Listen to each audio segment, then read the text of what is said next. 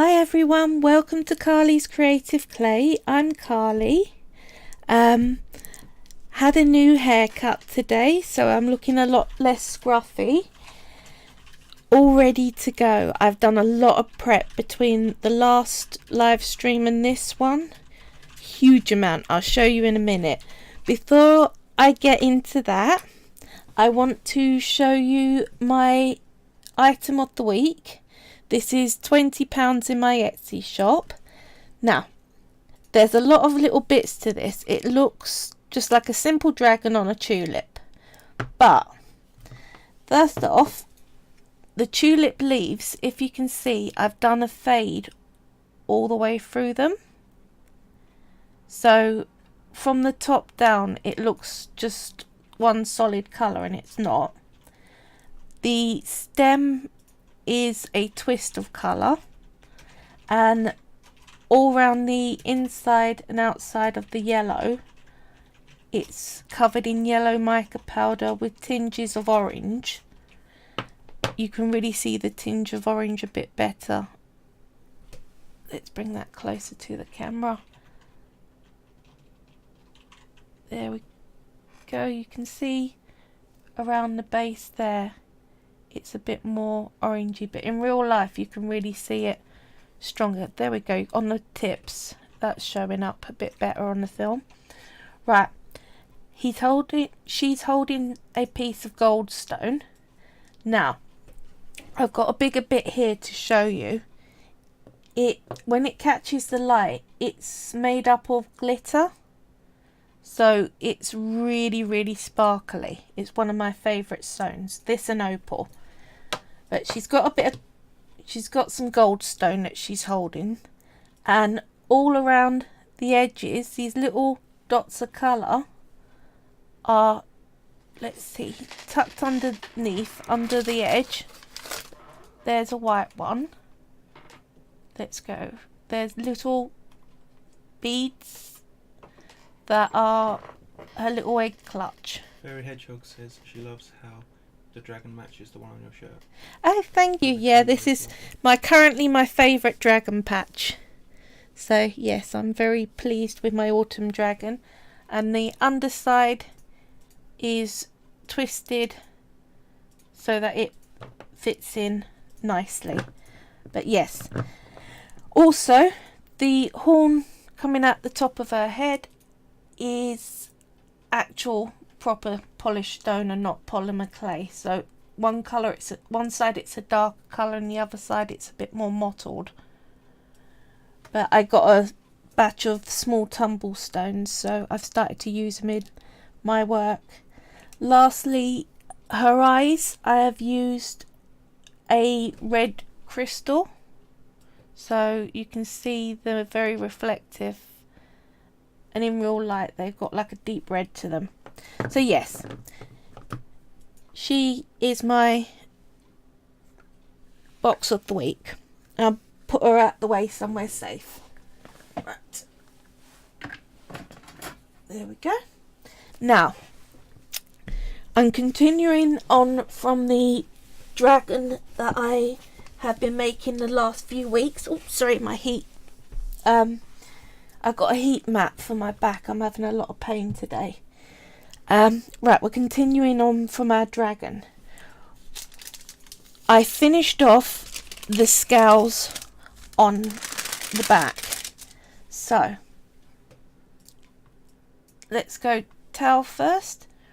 From the tip, straight line, up to a small, then two larger, and two slightly larger again. So that goes up to the neck. Tummy, it looks a bit flat. Now, that's on purpose.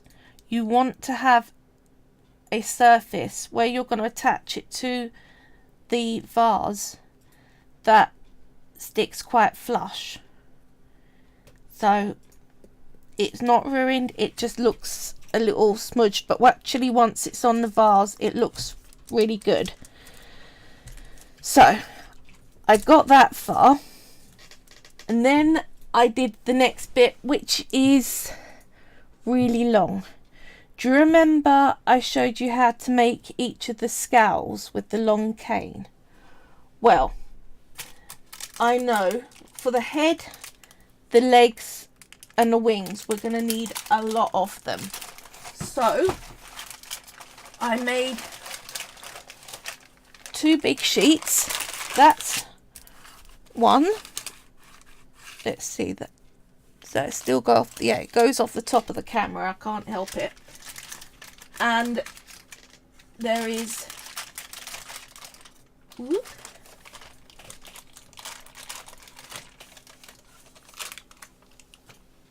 a second one. So a whole lot of scales. Do you remember when you're in school and you end up getting lines because some kid's been misbehaving and your teacher loses the plot, and you think writing out a sentence 100 times is the most tedious, boring thing in the world? Well, try making 730 scales. Yeah. It's worth it. I think it's worth it at the end. But it takes a bit to do all this. So what I'm going to do is I'm going to stack the sheets up because I haven't got room to work if I leave them like this. I'm going to put the one with the pink on the top. But yeah, and I've still got some canes if I run out of scales, which is possible actually. You think 700 and I've already done the body. That should totally be enough. Well, I did a leg. I did 2 of the legs, one of the front ones and one of the back ones. I'm going to go through how to do them, but just to give you an idea, this leg has 130 scales on it, not including the spirals. So, not a lot of space, takes up a whole lot of scales. So what we got for a back leg, I've done a stripe down the sides, meeting near to the edge but not across the toes. And I wanted to make something interesting, so I made a spiral, and I'm going to show you how to make that next. But the other thing is the front arm, which actually, if you look at it in comparison, it looks long, but in comparison to the back leg, there we go, that then like that, it's pretty much there, considering we've also got the knee bend. So they are actually roughly the same length. Right, let's show you the spiral that I did and how to make that. That's what it looks like. It's one of the most basic canes that you can make. It's called a jelly roll. An American start to the name, but there you go. Right, you can do this in single colours, but I took some of the scale cane that I had already. Me and Fairy said probably it looks delicious. No. There's only so many times you can eat clay before you realise it really isn't. It's not horrible, it just tastes of nothing. And it's, yeah, just no. Right. A lot of people cut themselves a little rectangle sheet and stack sheets up and then roll it up to make a roll already like this. Now, me being me, I wanted to turn the canes I've already got for the scales into a roll, and you can still do it, and I'll show you how. So what I'm doing is I'm cutting 2 bits of one of the pink, one of the purple, the same length. Put that to one side in case we need any more pink later. Then you're going to pinch the ends together. If you start rolling when they're not pinched, you will find it doesn't meet it. You end up with this very blocky end rather than a little tapering tick, which is what you would rather. Right, you're going to use your board to keep it flat. So are we in a good place? Let's move my hand out of the way. Right, what I'm doing is I'm bringing the point over on itself, so like that, on the board, making sure it's flat, and then I'm just going to roll it up like that. So making sure you're keeping flat so that it's even rolled up. Doesn't matter if it cracks a bit, because you're going to reduce it in, which will bring any cracks out of it anyway. So we now have a spiral. So like I did with all the other canes, you're going to start to bring it in, pushing evenly around all the sides, turn it over, do the same thing on the back, turn it over, and keep doing that until you've got it down to the size that you want. You can pick it up and squidge it around, but you're trying to compress the middle and then work your way out. See? So you're pulling it out. And the reason for that, if you work from the edges inwards, you'll distort the design. So always out, going in. So there we go. That's a small, and you can always, if you bring it down too small, you can always push it to go back to a larger size. It's very easy to work with. Right, so let's show you what that looks like. I take it from the middle. So we have a spiral. See? And every slice through that will be a spiral until you get to the very ends, which are always distorted on canes. So don't expect your ends to not be distorted. But the offcuts that are distorted you can use for other things. So we've got scales, we've got spirals. So how much of the end is likely to be distorted? It depends. The amount of the end that is liable to be distorted, it depends on how well you were at pulling the clay up evenly through the whole thing. Because what tends to happen is the ends sort of warp in. Here, I'll show you. So the end of this one, let's cut up the edge there. Can you see it's missing a whole lot of spiral? Because the clay tries to pull over and comes down into the middle, because you're pulling on the outside and not so much on the inside core of the clay. What can help lessen that is if you put a glass coaster or a ceramic, or they have like these plexiglass ones, you stick it on either end before you reduce the cane, and the suction from it pulls the clay level the whole way through the reduction, and it doesn't mean you don't get any wastage. You still do, but you get less. And people who have made cane work their thing, when they get really advanced at it, they're able to get the feel of how to reduce stuff so that you're moving it so that you end up with the least scrappy bits.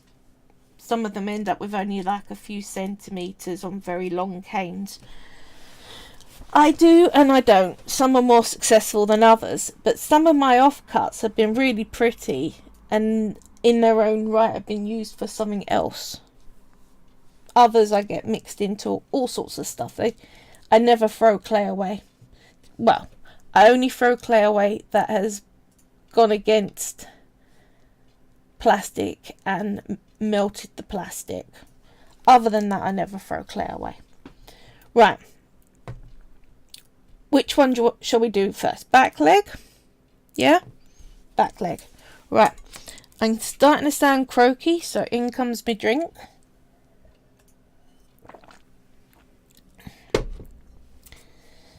Right. Now, I know I'm going to attach the legs somewhere, so some of the scales are going to go missing in the join. I find it easier to do the whole thing, and then I've got all the possibilities of different angles, rather than say I'm going to leave that patch bare, put scales around it, and then decide actually I want it somewhere else, and I've got to then tuck scales in. So yeah, it gives you more options to do each of the limbs completely.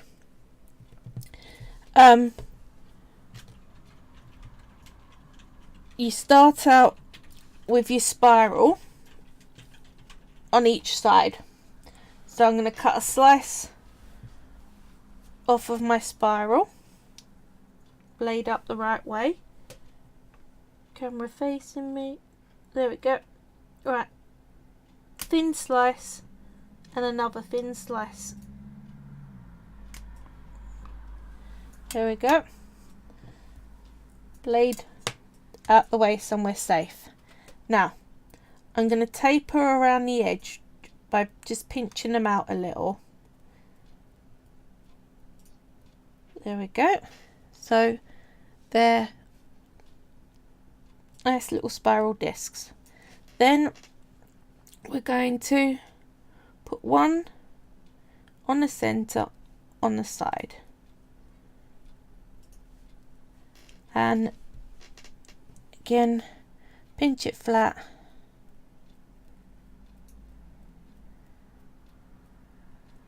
And then we do the other side.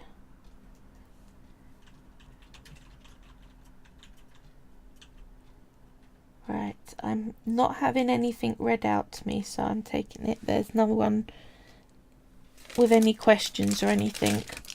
Right, so I've found the first thing I want to do is the pink line down, and then I fill in with the purple afterwards.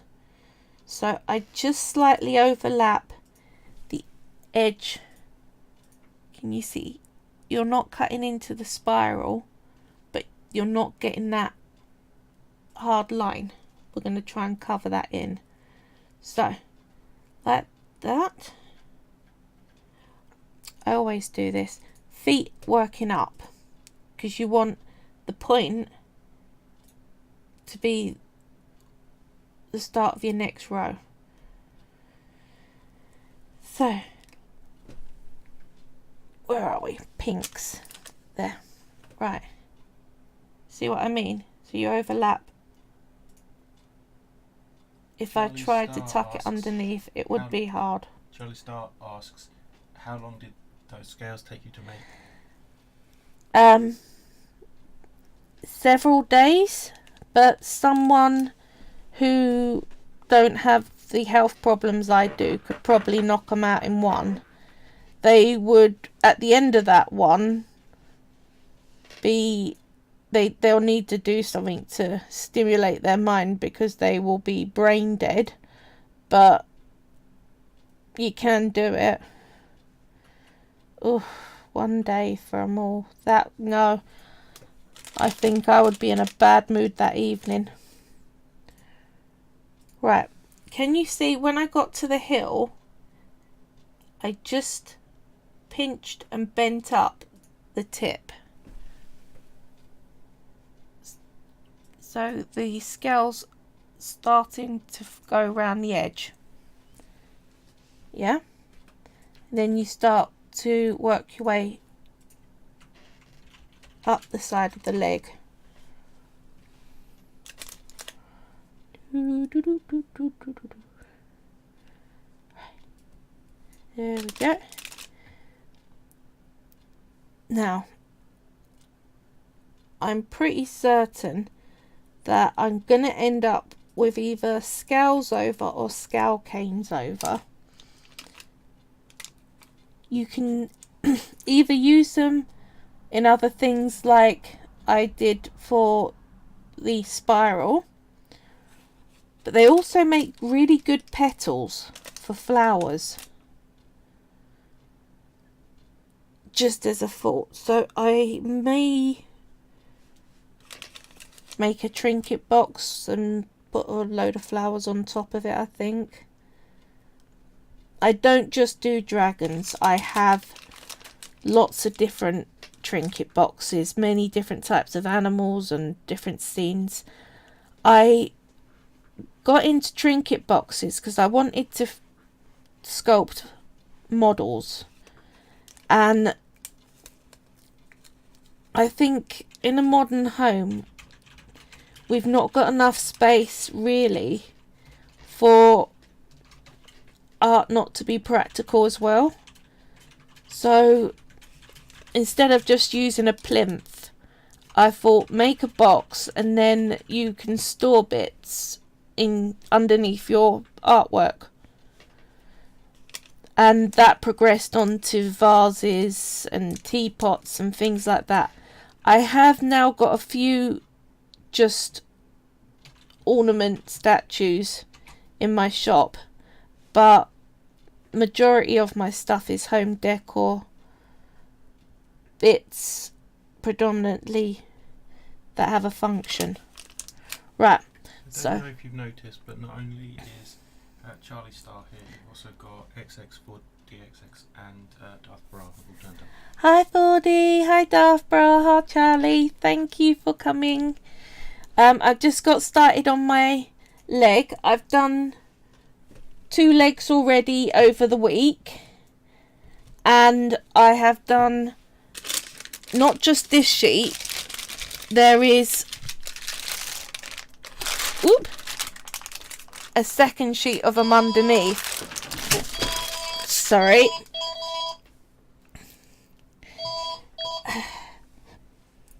Right, sorry about that. I've done a line of pink scales along the side, along with a spiral. We're going to flip it over and do the other side's pink scales. I've not laid you flat, have I? There we go. Ish. There, that's better. So I don't want all the scales coming off and getting stuck to each other. It'd be a nightmare. Almost did it again. For some reason, my mind always wants to start up at the top of the thigh when I know that the scale direction is foot to thigh. Not with it. There we go. Right. To bend round the corner again. Let's see. You put it on top of the other one. Put your finger there. Put it down. And then finger on the side you want to bend it towards. Other finger on the outside edge. And just slightly push it. And then stick down. Okay? And that's how you bend around corners.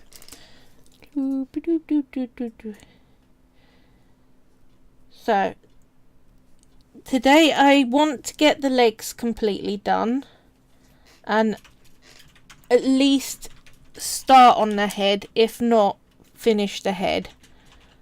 But since the head's going to be covered in scales as well, it's going to be more complex scale placing. I find the head is actually the hardest bit to get your scale direction all laying right.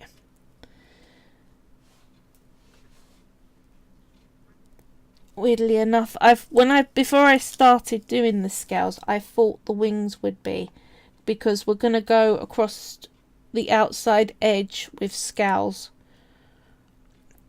where the arm bone, well, the wing bone would be. But actually, that's not that bad. Well, it wasn't last time I did it. I've done 4 of these full scale dragons. Right, so we're now pink line each side. Now we're going to fill up the inside and then the outside. Actually, it's best to do the underside, because then when you get to the toe you can fold over the top. So using your pinks as a guide, you're going to start putting some purple in. Now you bring it just up to the tip, but not overhanging, because it's going to be the top side that overhangs. Okay, so Fairy Hedgehog asks, do you give your dragons names, or do the people who buy them do that? I don't name my dragons unless I'm going to keep them. These two have names. I find if I name my pieces, I want to put them out on display just until someone buys them, and then I don't want to let them go, and it's a whole complicated slip slide, so I don't. I make them. I won't put them in my shop unless I really like it. If I've decided that it's going to go in my shop, I've got a load of very big storage boxes that I keep my stock in bubble wrap in, so that it keeps them dust free and ready, safe and sound to go to their forever home. Right. Fairy Hedgehog asks, what are your glasses dragons' names? The right is, what is it? Raphael. Now I'm not sure about the left. It's either going to be Lucian or Lazarus. I haven't thought about it yet. Pinky and Perky. See, where I'm an identical twin, too many people use that nickname with me and my sister, and it's now like it got old by the time I was about 9. But yes, right. So let's fill in. You want to make sure that you're not got any brown underside showing, and you're not bunching the scales so far up that the lighter shade isn't showing anywhere. So otherwise, if you put them all, I'll give you an idea. Let's wait, hang on, so you can see. Right, if I did that, it just looks like solid purple all the way through that one shade, and you might as well have not bothered doing the fade. So you need to put it down a bit so you can actually see the scale above properly. Okay, that's the first thing. So you're making sure it's properly pushed against the pink so that you haven't got any of the brown underside. Now, the other thing you might find is your scales don't fit the space. You have a bit of space that, like that, you might not. Here, that scale is actually, dang it, I would find one that fits perfectly, wouldn't I, when I'm trying to show you how to shrink a scale to fit the space. Well done, universe, thank you. Right, let's try that again. It will happen, it's never not. Let's have a look. That one is too small. Let's get a bigger one. There we go. Now, Darth Brass says that they have that issue all the time and their scales don't fit either. if it's too big,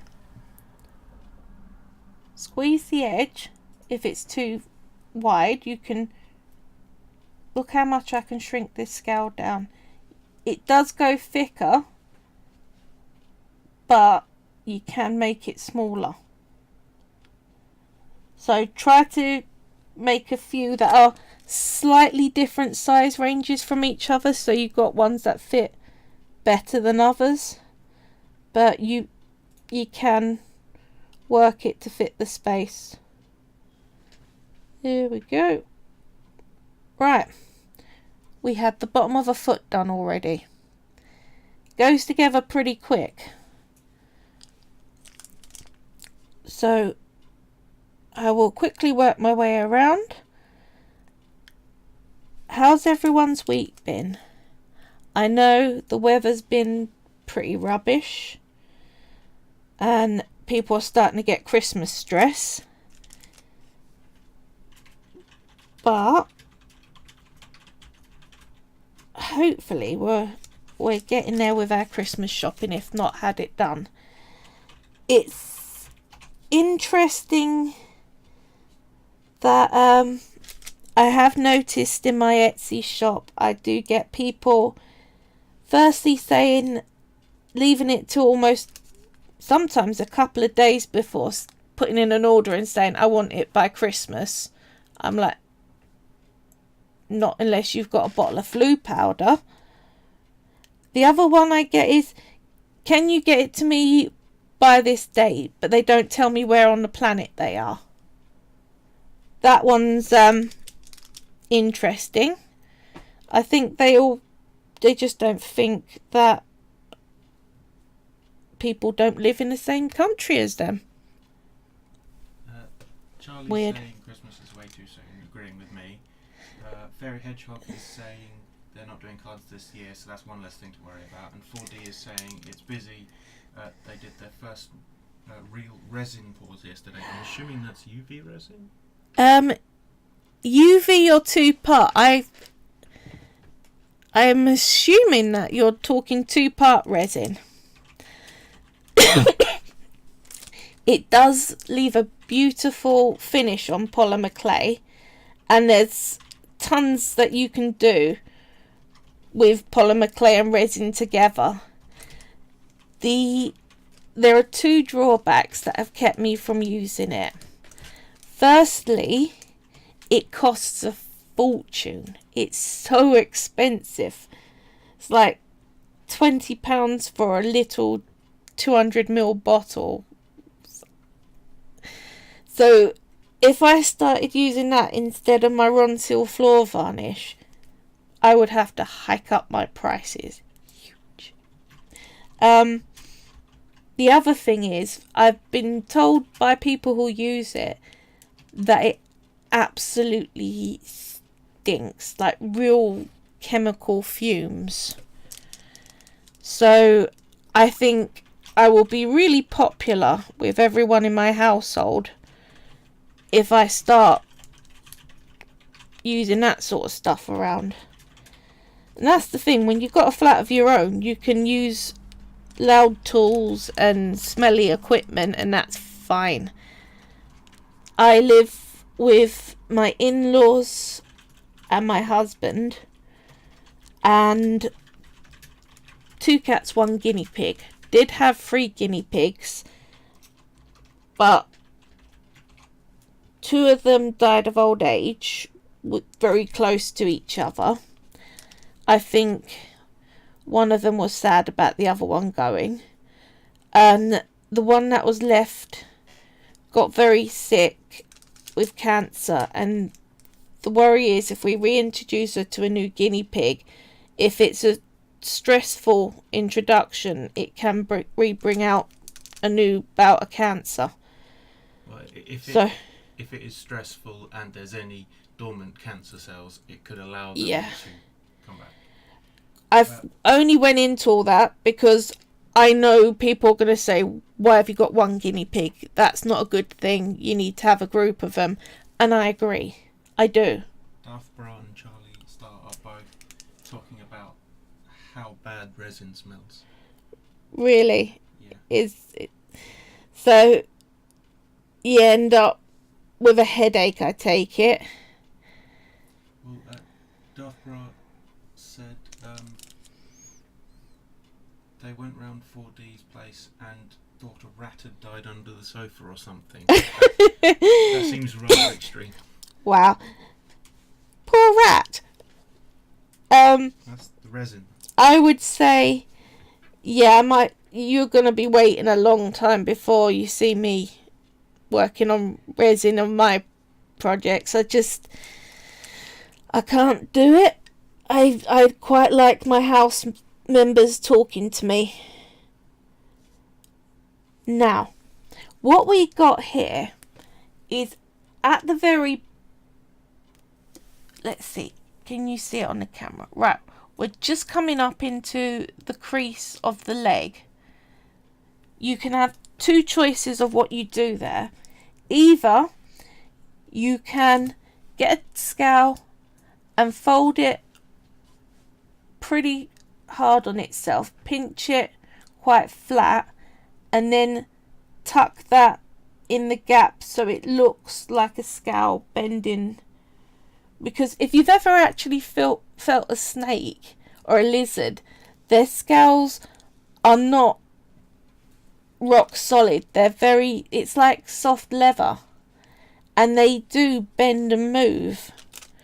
So yes, you can either do a fold like that, or you can chop off a bit and tuck it in and then start on the leg up. I actually think, because I've got a good tool for this, what I use is my pin tool. I bend it over and then I just use that to just tuck it in a bit more.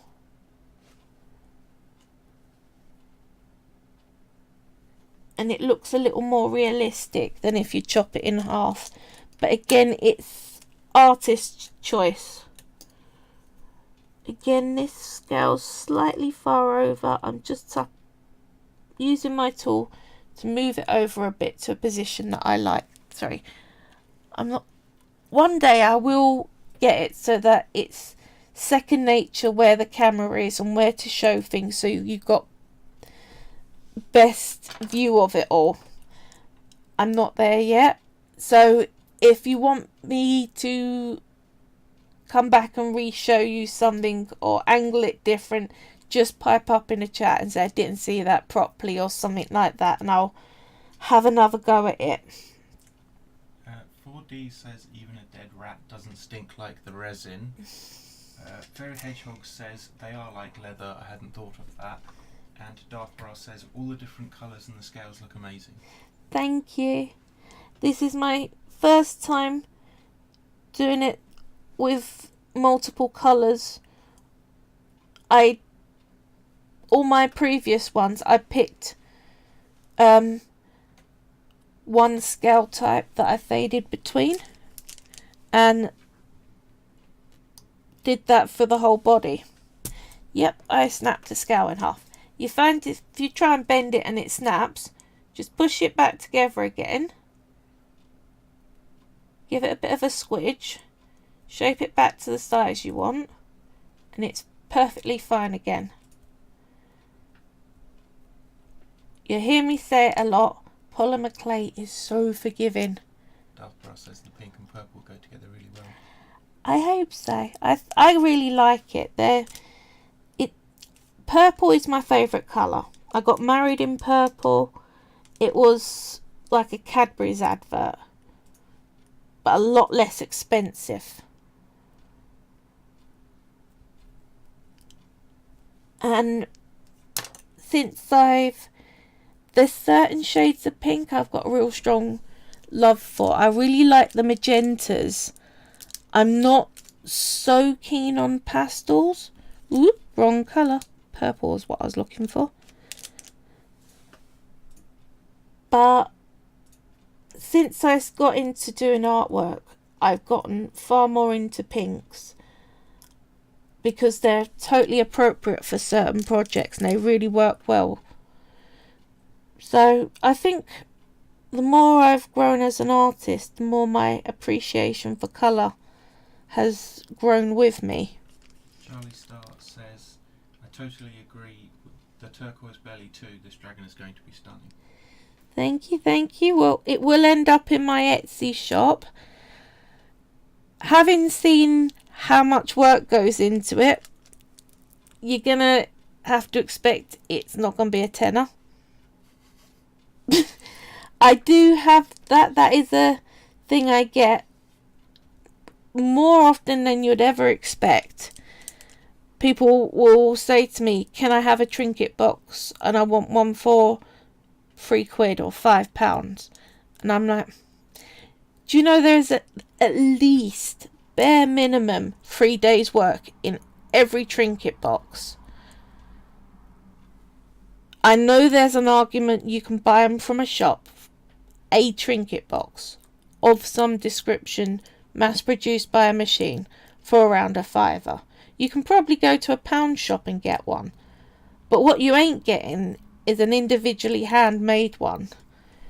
My rates are not the minimum wage, put it that way, at all.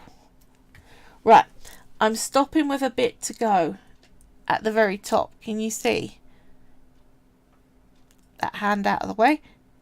Because what I'm going to do is I'm going to bring the front up to there and then work at laying the top out properly once I've got all sides available. So we're going to go over to the front. Now, you've got to be a bit more careful handling it, because you're not handling the bit that don't matter. You've now got scales on. So you've got to be very light with your touch. You want to, when you push down your top scales, bear in mind how much pressure it's putting on the scales on the underneath. So you want just enough to get them to attach, but not enough to smudge anything. If you're not confident, take it at this stage and bake it. So then that is all set and you can handle it as much as you want, because you can add raw clay to baked clay. Absolutely fine. But Fairy Hedgehog says it's a work of art, isn't it? And Dark Brow agrees. Right, I'm curving over for the top toes. So can you see I'm making sure I line it up a little bit forward. Sorry.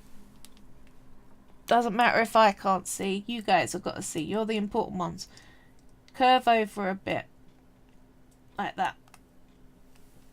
And get your next one. Put it in place. Curve over a bit. There we go. So that's what your toes end up looking like.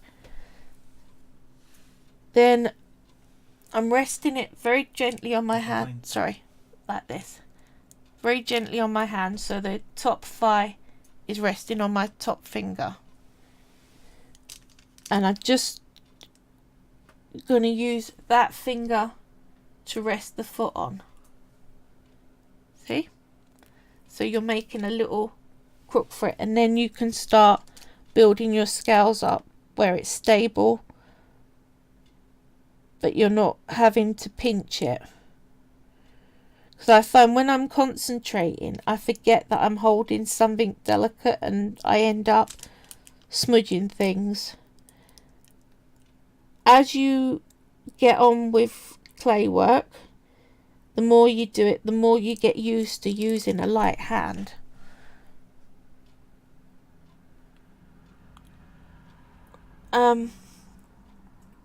I have had it several times at the beginning where I've smushed something to the point where I've had to start again.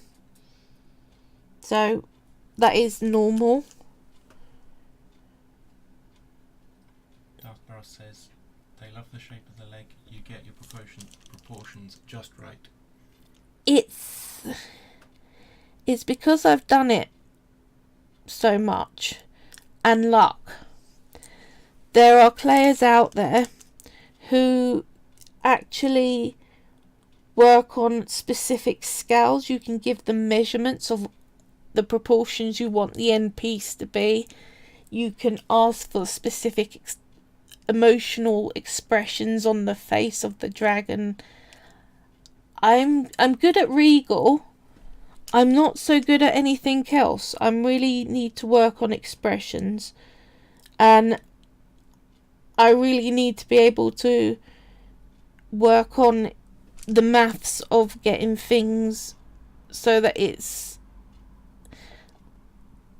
sizes are, in the doll's house world they do 1 to 300 and that sort of thing. So it doesn't matter so much with things like a dragon, because you can argue what size is an actual dragon. But when you start making things like dogs and cats and things like that, actual animals, then if people asked you for something that is a specific proportion down, you've got to get your calculator out and your ruler, because everything's got to be measured, and I'm terrible at that because I'm numerically dyslexic, so it's always been a problem. I actually don't even remember how old I am. No, numbers have trouble sticking in my brain, but I've got a very patient husband who helps me with these things, so it's all good. Right, sorry if this is a bit of a boring watch. We've got that far, so halfway up the calf, but it does go pretty quick. Can you see? Darth Bra says that's easy, you're 25, hon. I've got no problem with getting old, honestly. I actually really think grey hair is stunning on a woman, and older women look great. I've never understood half of the trends the masses seem to follow. Fairy Hedgehog says it's not boring because of the commentary. Oh, good. Good. Right. You see Also, why... Sorry. Fairy Hedgehog hates being old. I'm sorry you hate being old. If I could switch out with you, I would.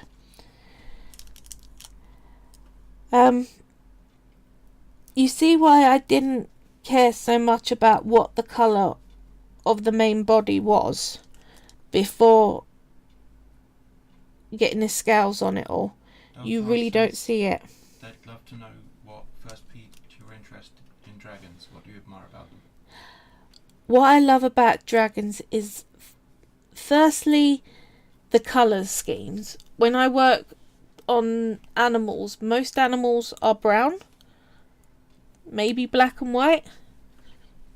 Not a lot of pinks and purples. Also, when you're making a animal that isn't mythical, you have to you gotta go with making it look as much like that known breed as possible. With a dragon, no one can say that don't look like a dragon. Dragons look like this. Can't do it. So with mythical stuff, you could really let your artwork become a bit more creative. At some point I want to give a phoenix a go, but I think making all those individual feathers, which I know me, that's exactly what I would do. I'd love to think I would just make one solid red-orange swirl block, but no, I know if I go for a phoenix, I'm going to do each feather, and each feather will fade through, and it will take me about a month to make one model.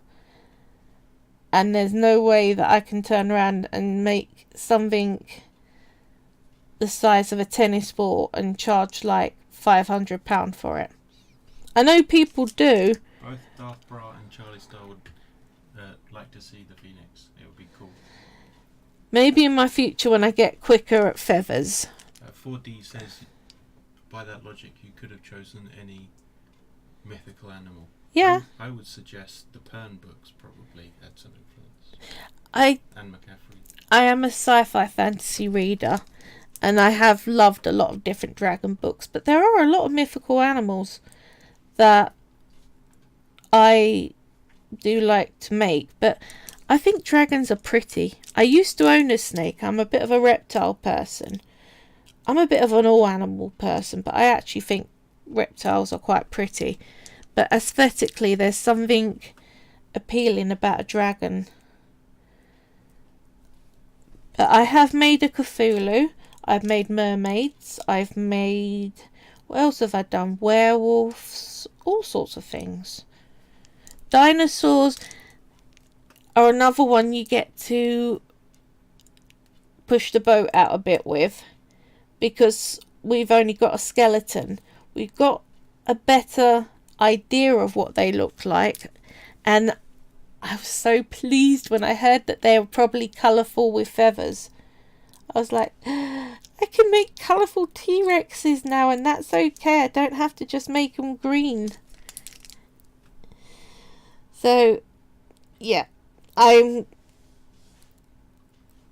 like playing with dinosaur creating. I've got a box in my shop, which is one of my earlier types of boxes. I used to make hinged boxes, but it's actually really fiddly working on tiny little hinges. So I've found the ones where you can lift the whole lid off just so much easier to work on. Charlie Star says, I'll know you'll give in to the idea of making the Phoenix at some point Oh, in yeah. the adventure. 4D says a Phoenix would be cool, and Darth Brass said they would pre-order the Phoenix just to see it made.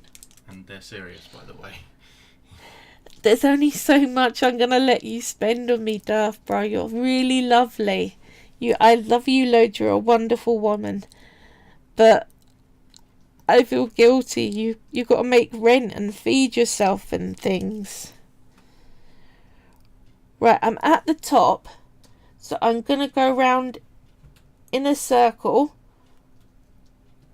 with the tips facing the middle.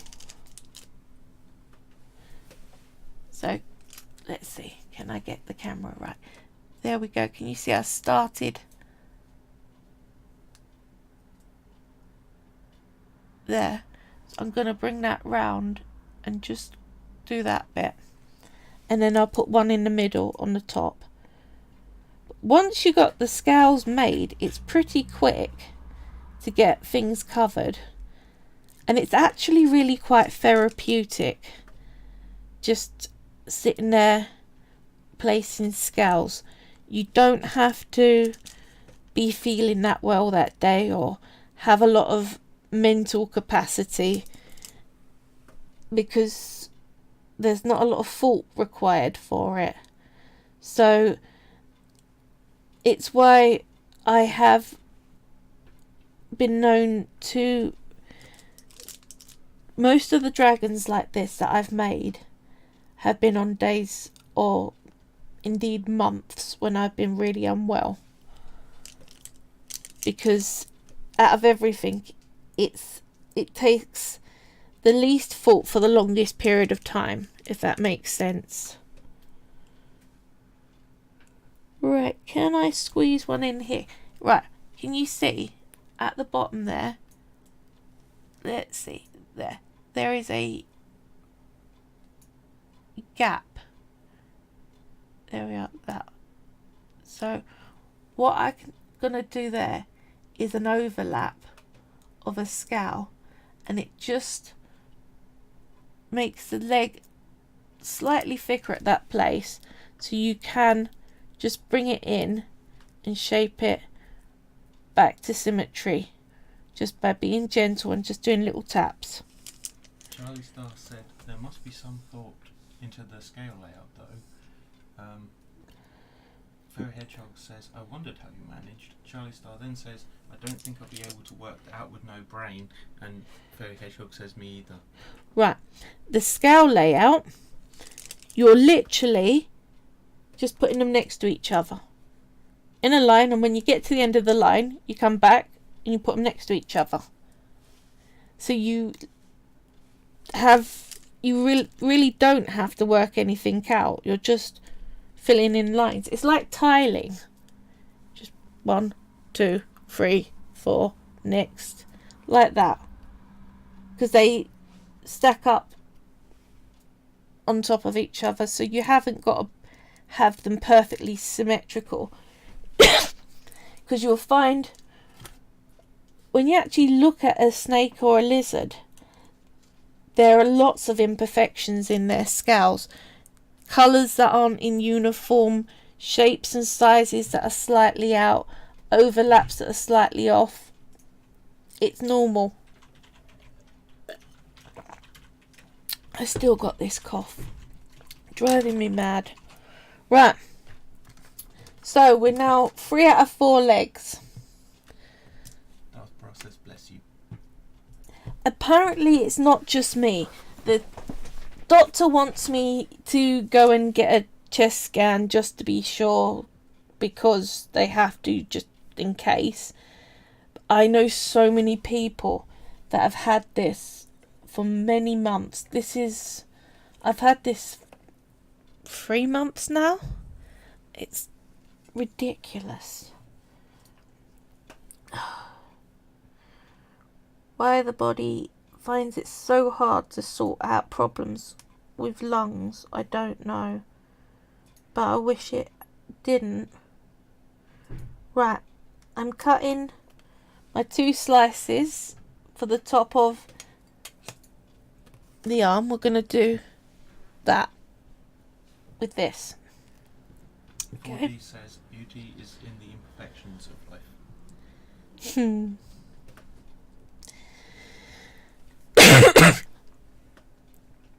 Yes. Very Buddhist, isn't it? It is very Buddhist. And I think perfect art is the best way to be able to spot that it's been made by a machine. And I know that's the way the world's going, but don't mean I have to support it going along that way if I can. I know there are some hand sculptors out there that literally can make their creations look like they're machine made. I have some artists that I follow and love dearly, and their stuff is incredible. I look at my work and can see I've got still many years of improvement to go. Watch this space. In about another couple of 100 videos time, you'll look back at this dragon and go, it's pretty, but I can totally see where you've gone with this. It's the case with any skill. The important bit is that you enjoy the journey rather than be that fussed on the end result, because you'll be miserable right up until you're just about ready to quit the whole thing. Doing it again. Was about to start at the top, down to the fingertips. So tip of your hand, you line it just slightly higher than the actual tip. You see? Because you want that bit of overhang for the purple. So, line of that going all the way up to your spiral. Okay? That's what I'm doing. I will go through that quickly. But how you view your clay journey, or any art that you do, it's a complex one. This world teaches you from an early age that you're going to get graded, and someone else is going to grade you and tell you how good you are. You can't tell yourself how good you are. That's conceited and vanity and things like that. Unless you're telling yourself you're rubbish, that's allowed. With art, there is no right and wrong. There is as many people going to love whatever you make as there is going to be people that hate it. And you don't get employed by a company as an artist. You're not going to get an end of year appraisal on how your art's doing. So it's all on you, really, on how you think about yourself. The only thing that is the difference between a professional and an amateur artist is that they've offered what they made up for sale. And that's a belief thing. Charlie Starr says there will always be handmade items as long as humans exist, and people like us will never not create things. I think that's going to be the case of it. I think the future is going for our support system's all going to be robotic done. That what we need day to day is going to be catered for. So we are going to have to find stuff to fill the gaps, and it's going to be education, philosophy, science, art, things like that, things of the mind. When you haven't got to do a 9 to 5, you can start to expand who you are and your brain a bit more. When you're under pressure to do jobs to make rent, well, if we get to the point where you don't need people to work, machines are doing it all.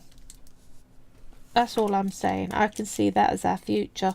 I know it sounds a bit sci-fi, but I have a husband who's very into the computing world, and I see what's on out there being designed and being tested at the moment. McDonald's at the moment, you can do the whole order off of a machine already, and they're in the works. They've got machines that can make the burgers, so they don't need the cooks anymore. And that's almost out, so we'll get there. I know there is machines that can produce art. They can actually create works of sculpting and painting that looks like it's been produced by a master painter or sculptor. They can produce music, actual written pieces that are extraordinarily beautiful and complex, and all that sort of stuff. But I do think there will still be a space for people who want to have something that isn't as incredible as what the machine produced, but it was produced by a human. I still think there will be an avenue for that. Right, just making sure, keep checking that my line is going to meet up with my endpoint.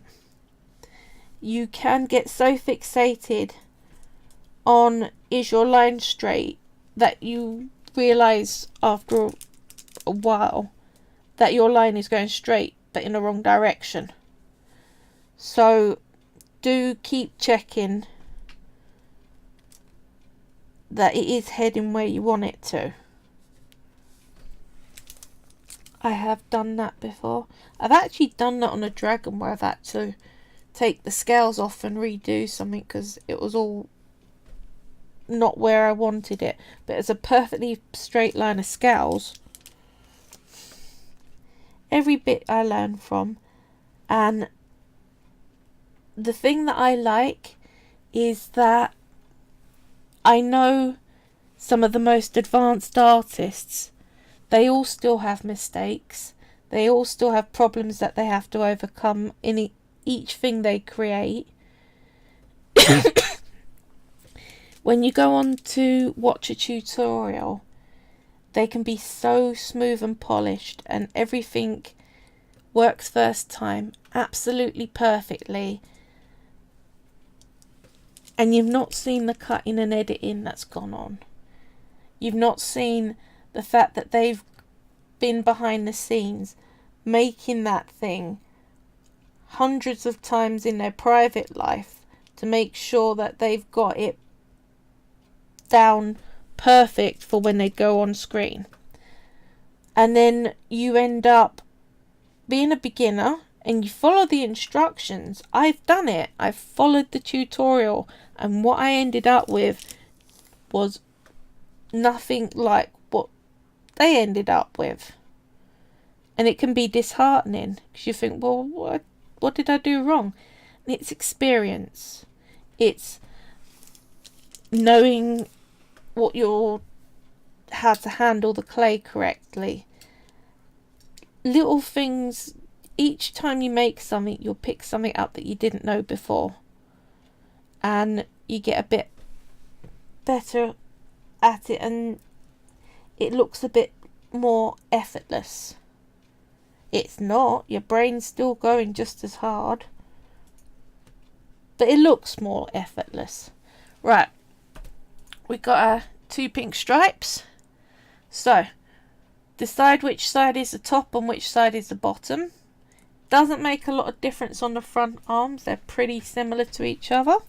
Charlie Star says they may be, referring to robots, they may be able to recreate the illusion, but the heart and soul doesn't get into the piece of the work. Artwork that is made purely to get sold has a different feel to something that's been made for the heart, from the heart. I'd love to agree if I hadn't watched something where they were showing end pieces and you had to pick which one was computer made and which one was human made. I couldn't tell. And on some of them, I was absolutely sure that they were human made or computer made and got it wrong. And a lot of them, I looked at it and went, no idea. And it wasn't just painting, it was music and sculpting and sewing and all sorts of things like that. They even have ones that purposely put in the little flaws that humans would have. If they're really trying to do it well, to fool you into believing it's human made, it can be difficult. And it doesn't help. I've seen stuff online being sold as handmade, and what it actually is a machine made thing that they've by hand stuck a bow on or added a little embellishment to. There is I'm not going to name any names, and I'm not going to get into the crazy of this, but there is a little mould of a human baby about that big, curled up on its front, sort of head down there, bum up in the air, legs in, like that. The amount of that baby I've seen sold all over the place as a handmade sculpture, and what they've done is they push moulded the baby out and then they put a nappy on it and some wings or done their hair, and granted they're beautiful pieces, but the dividing line between is it handmade, how handmade is handmade, and how much can you use moulds and machines to help you along, it's a tricky one. And I wouldn't like to be a company like Etsy where your rule is it's handmade, having to try and work out which bits are breaking the rules and which things aren't. Luckily I ain't got to. And I ain't got the problem because the only thing I use moulds on is lettering when I put writing along something. So plaques Charlie and sides says, of boxes. Charlie Star says that making when you're referring to pressing out model and then just finishing some of the effects is just plain lying about it being handmade. But there is skill involved in being able to finish these things and personalise them and stuff. So it depends on how much detail. I would personally err on the side of calling it hand finished. But I'm actually in the minority. It's very commonplace in the polymer clay world to use moulds. And it gets even more complicated when you have made a piece from scratch, freehand hand sculpting, and then you make a mould of that piece and then use that as the base for other pieces. So yeah, all grey, and I'm like, I don't know the answer to it. I just know that I steer clear of making anything that could possibly be in copyright, and I try and steer clear of paints 98% of the time. There are a few times I have used paints to highlight things like putting a bit of blusher on the cheeks, that sort of thing. I don't paint Charlie Starr generally. said a 3-year-old could squish clay into a bought mould. If you make something yourself and mould that would be handmade. Then Darth Brass said, but to me it would have to be set up by the creator, or it's sort of a lie. I'm assuming they mean making the mould of something you made. But it depends to me how much hand finishing went on the end. So if you pushed a mould of a baby and then you put a nappy on it, a top on it, a hat on it, got it holding a teddy bear, so over 50% of what's on it is stuff you've made. I can see how you could call that handmade, but I wouldn't like to say which bits fall into they've done enough extra to count it on, which they don't. I mean, yeah, I'm glad it's not me, but I'm also glad it's not me having to do all the decision stuff for Brexit. There's a whole lot of stuff where I'm like, wow, yeah, no, I'm happy out of that one. Can you see 4D's message, because it's quite long? 4D. Art is Only good if someone likes it, thus it matters not what you make or how you make it. It's whether or not someone likes it. But it's handmade. To me, it must be made by your hands, not machine made. Yeah, but it's your hands that are pushing it into the clay mould. But I think you're also referring to a machine couldn't make anything handmade. No.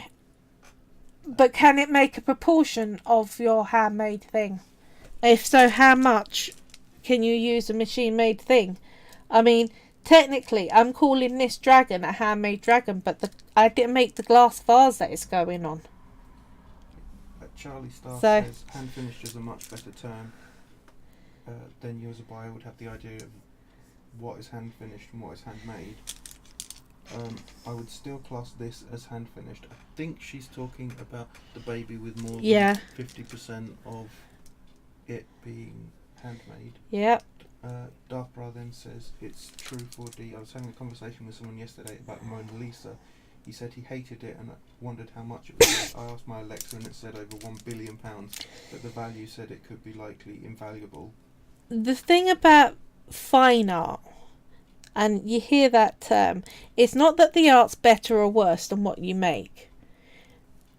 What it is, it's a bit of a money ring between rich people getting tax write-offs for spending their money on a piece of artwork, and then they get to pick the value, and that value, well, they get to work with the gallery, and it's all a bit shady.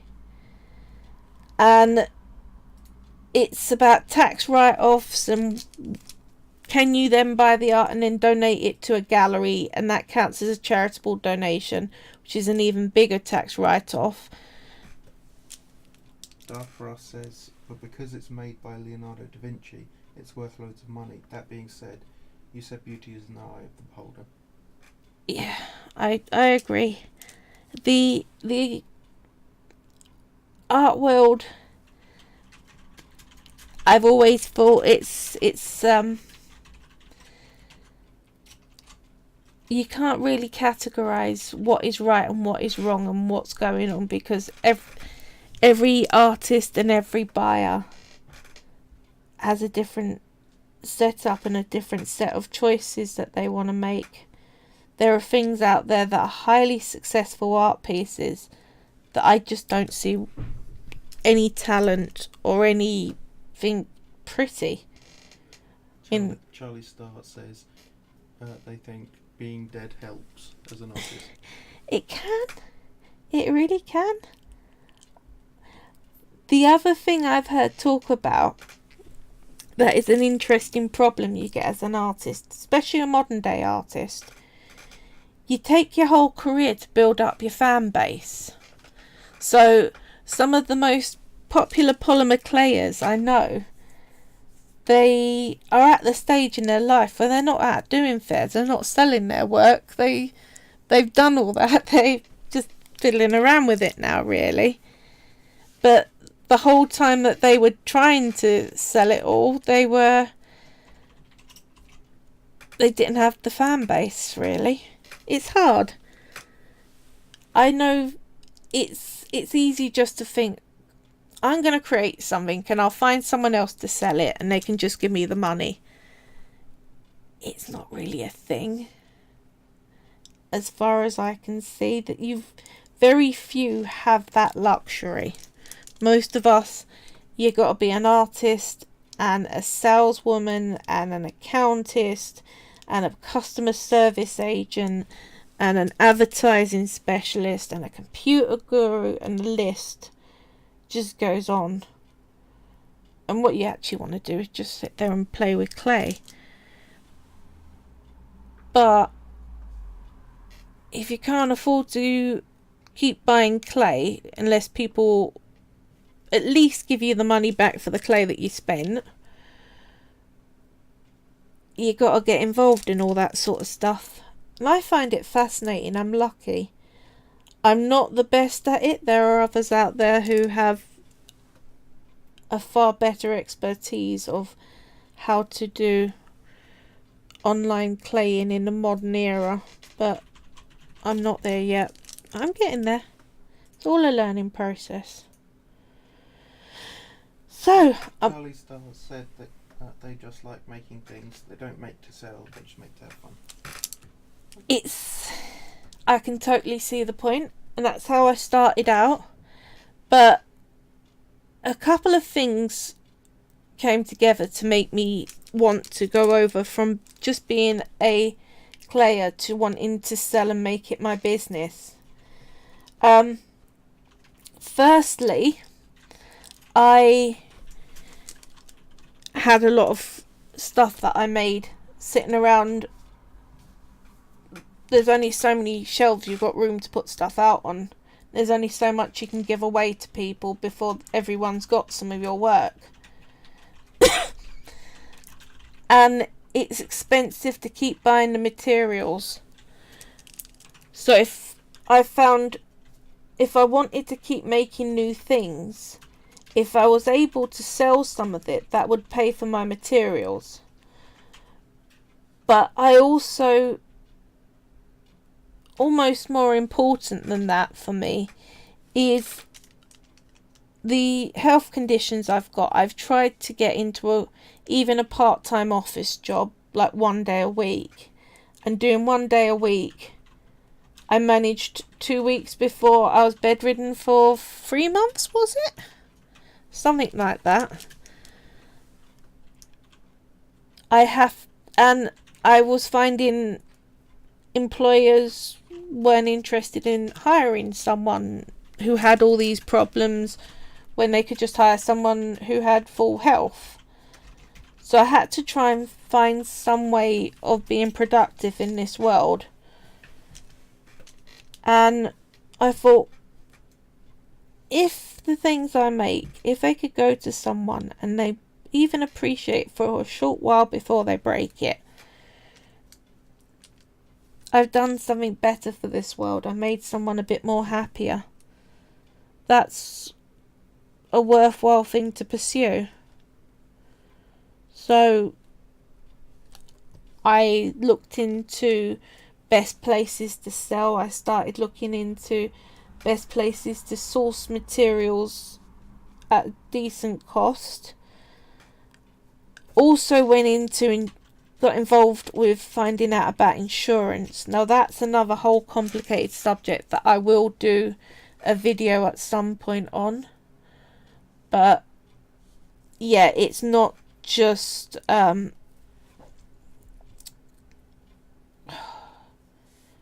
what's the one you need for fairs? Well, you've got product insurance, but you also need liability insurance. If someone public liability, that's it. Most crafters think that's all you need is public liability insurance. It's a gamble. there's a lot of things that public liability does not cover. And you will find that if something goes wrong and you ain't got the right cover, I mean, put it this way. I have public liability, product liability, insurance on stock, teaching insurance, special insurance to sell to America from the UK,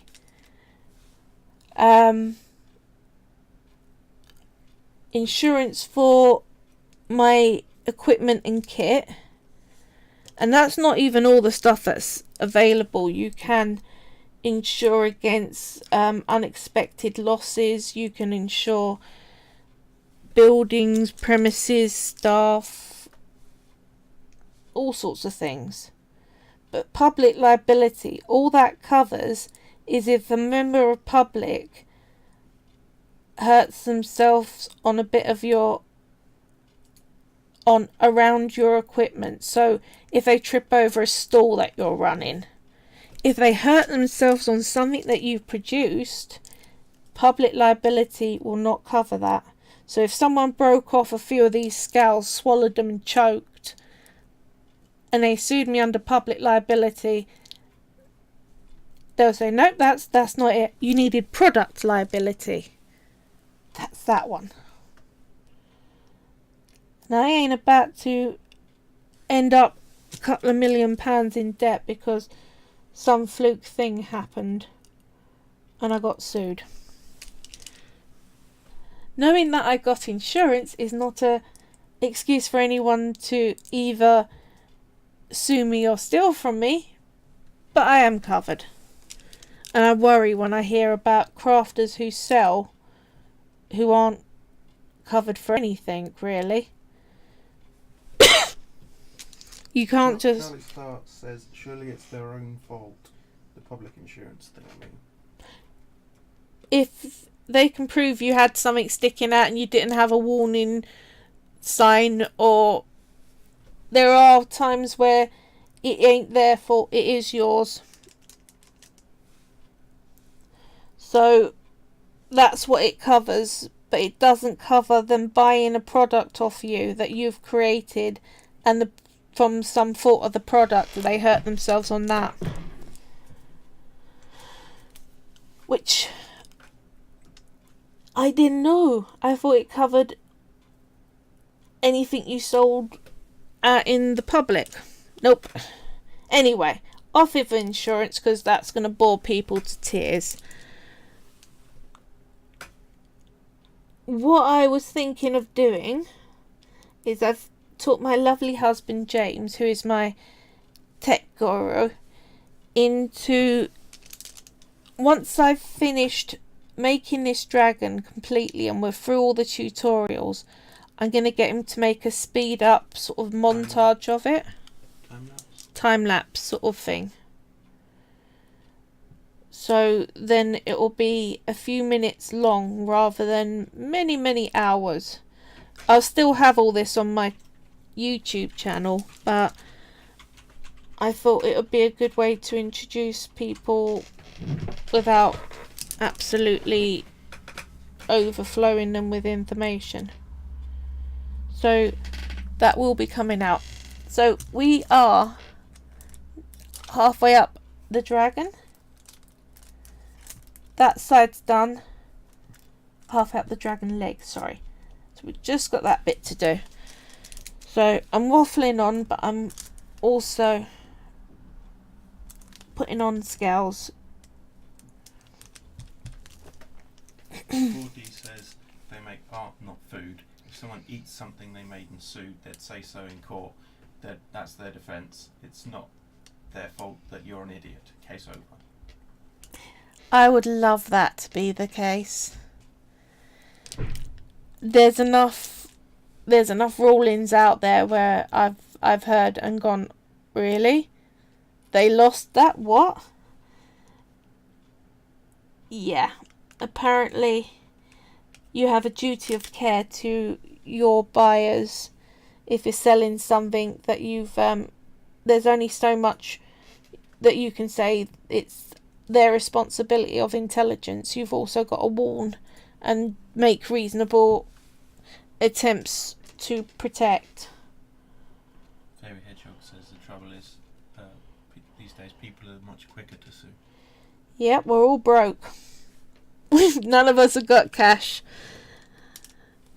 I've never heard anyone go, "Oh, I would sue, but I just can't, I don't need the money. It's too much effort for cash reward." Nope, that's not a thing. So, yeah. But knowing that that's a thing, you have to protect yourself. The problem is, it costs a lot of money for all that insurance. And it's what's keeping my business in the red. I ain't made a profit since I started. Not once. But I haven't made a loss on my materials. The only thing that I'm losing money on is the amount I'm spending on insurance. And that would be significantly less, by a huge amount, if I didn't sell to America. The premium just to sell to America is about £10 a month, which is huge.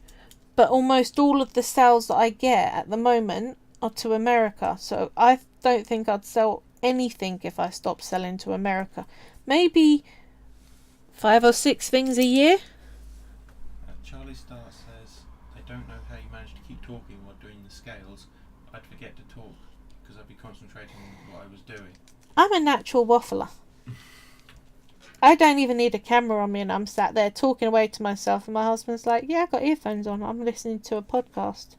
Except when I'm listening to you. He does try. There's only so much you can listen to me yak on. And I will be silent, and I don't turn around and go, "Oh, I'm about to say something." Something comes into my head, and I'm starting to talk away. I'm like, I better check whether he's actually hearing any of this. Yeah. I think the culture I come from, East End Cockneys were very vocal people, and I'm an identical twin, so a whole lot of talking went on there. Charlie Star said you've had fun making all of your items, that's the important thing. Mostly, sorry, I'm yawning, that's a CFS thing, it's not a boredom thing. I've mostly had fun making all my items. There are a few that have been more of a endurance mission than others. But I love the end result. Some things you do not because they're particularly massively fun or easy. You do them because you really want to achieve that end result. Bit like dieting and going to the gym. I got a teapot in my shop at the moment, and it's a sort of sunny day, but so clouds and sky and sun and butterflies, and around the bottom are a lot of little flowers. And I say a lot, I mean a lot, a huge amount. Because it's not just a single row, I think it's 3 or 4 rows deep. And I'd love to say that no swearing was involved. I would be lying. The petals are about a quarter of the size of the scales I'm using here, wrapped around a tiny crystal on a wire.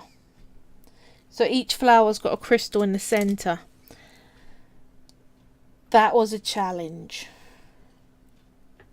Charlie says, fun wasn't really the right word, my bad. No, but when I started, if I wasn't having fun, I thought, well, I should stop making it if I'm not enjoying this bit of it. I think if you don't enjoy any of the creation of a piece, then you're not doing right. But everything that is a worthwhile thing tends to have sections to it that are challenging in one way or another. And for me, like for instance, on this dragon, I think if you actually look at the components of what I've done, it's not that hard to create, but Sorry to interrupt, but it is 6:30. Okay, I thought we were going to go for 2 hours today. Yeah, but I thought you'd want to. Okay, thank you. It's not, none of the components are difficult. It's not a very challenging thing technically. It is very repetitive. And that, I think there will be quite a few people that when they think about covering a dragon, I'm sure the body has about 500 scales on it, probably more like 600. We're 130 on each leg, so that's, what are we, 6, 7, 8, 9, 10, we're already at 1,000 without wings or heads. There are people that just will look at that and go, nope. I've shared it on clay groups already, and there are people like, you doing individual scales? What? I'm lucky that I can do very tedious tasks and find it almost meditative. Right, we got 4 legs. Woo! 4 legs. There we go. 2 arms, 2 back. Now, we get to put them on. So, let's move these out the way, because I don't want to squash what I got. I know it's a huge amount of scales. It's so worth it. I mean, just look how beautiful it is already. And we're only halfway there. This is the vase we're using.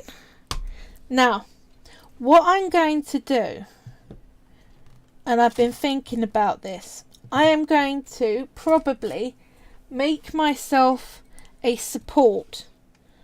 So I'll put it on a tray, and I'm going to get some tin foil and put it along each side, and then tape the tin foil down so that it holds it in that position. And then I will, so next week when you come to see it, it will be on a tray with support struts. But I'm going to piece together the main dragon body and legs already, because it should fit on okay since I shaped it already. So we're like that so far with the body. So now let's give you some legs. You're on. Right. Charlie says that's a good tip. Yeah, because they can really roll. The other thing that is really useful that I found quite late in life, quite late in my clay life, cotton batting. You know the stuff that's inside duvets, the big sheets of cotton? It's like cotton wool, but it's pure cotton. They do come in synthetic. Don't use the synthetic. You can use the cotton one in the oven when you're baking your polymer clay, and it don't set fire like I thought it would. Right. Now, I'm going to put it on its side. Says it's looking very snake-like. At the moment, because it's not got legs, give me a few minutes to leg it, and then it will... Right. Now, first thing you need to do is make sure you face your back legs forward, and you're going to need to... Right, can you see the tail comes up there? Sorry, comes up there, and it just starts to get wider at that point there. That's where you want your back leg. And you're going to put it so that the knee's going up and your foot's going out a bit. So push it on, put your leg where you want it, and shape it into the glass how you want. So curve the foot a little over, get the knee where you want it to be. It's up to you. Now the placement will be all down to your own aesthetics, because you can have them quite close, you can have them so they look like they're mid-climb. But the important bit is to make sure that you put the other leg completely in line with the first one. Picture a pelvis. The hips on all animals are directly in line with each other. So if I was to, let's get it so the camera looks right. Instead of doing that, if I was to put that leg on there, you would spot that. Sorry, you would spot that being out. So if I did that, it looks odd. You need to make sure you line up the back. The front looks so... I knew you were going to do that. Willful clay. Right. Shall I attach the legs without it being on the glass? I think I'm going to do it that way, because it is trying to be willful. So, one back leg attached like that. If it don't hold very well, you can always put a bit of florist wire in to give you extra support. So there we go, like that, they line up, and push them on, they're fully secure on. Now there you go. Now you can go, where are we, that way around, back legs in. It's always a bit of a fiddle to get your legs on, but once you've got the legs, this is actually the most fiddle you're going to get, is to make sure that it's all sitting where you want it and everything's stuck down. Once you've got these feet on, you'll find the wings and the head are so much easier to position. Let's see, where should I put you? Like that. You're going to curve over enough. There we are. Yeah, right. I will probably fiddle with that over the week. But the front arms, I'm going to go like that. And again, you're making sure they're level and you're joining at the shoulder only. So, there. Like that. It's surprised that cotton can go in the oven. It's because you're baking on very low temperatures. So, there we go. You are attached. So, we are now officially a dragon body. Next week... Fairy Hedgehog says, how do you hold the bits in place, and if you squash them, does it deform them? If you do even pressure, it doesn't deform as much as if you use the tip of your finger and poke a hole straight in. This is going to need a bit of fiddling around and getting it so that it lays how I want it. If you find that you're having trouble attaching stuff, what I get, some florist wire or wire coat hanger, cut a little bit off like that, stick it into the main body, leave a bit sticking out, and then you can stick the leg onto that, and it just gives it an extra bit of support. I mean, I think this is too thin a florist wire. For something this big, I would probably go for something... I've got a pot of assorted florist wire. You can buy bundles of assorted florist wire for literally £3 or £4. I'd probably go for something that thick. But my tip with florist wire, and I got this wrong the first time as well, the higher the number, the thinner the wire. So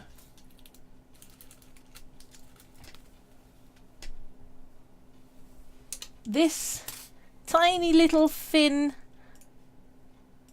that's about a 300 or something, and this huge thick one is about an 80. You'd think they'd go the other way, it seems more normal to me. But there you go. The other thing I found on very thick florist wire, it gets quite expensive. I actually found the cheapest thing to do was buy a bundle of metal coat hangers and just use them to cut them up. I don't go any thicker than coat hanger because it's harder to manipulate into where you want, but you can really use that on some stress points and it holds up pretty well. So I'm gonna finish here today. Next week I will do the head. We'll probably have one more week to do the wings, the horns and the little spike on the tail. Then I'll get it baked up. Then we will do a week on how to glue it and how to varnish it. I think it'll only take one session to do the two. The only problem is drying time. I may do the gluing as a short video straight to YouTube rather than make it a live stream, because it is actually a 5-minute job. I hope you like everything I've done. If you do, please like and subscribe on YouTube, on Twitch. I'm on Facebook and I'm on Instagram as well. All Carly's Creative Clay, or look for Carly Langridge. That's LANGRIDGE. Hopefully I get to see you all next week and you all have a good week. Okay, speak to you soon. Bye.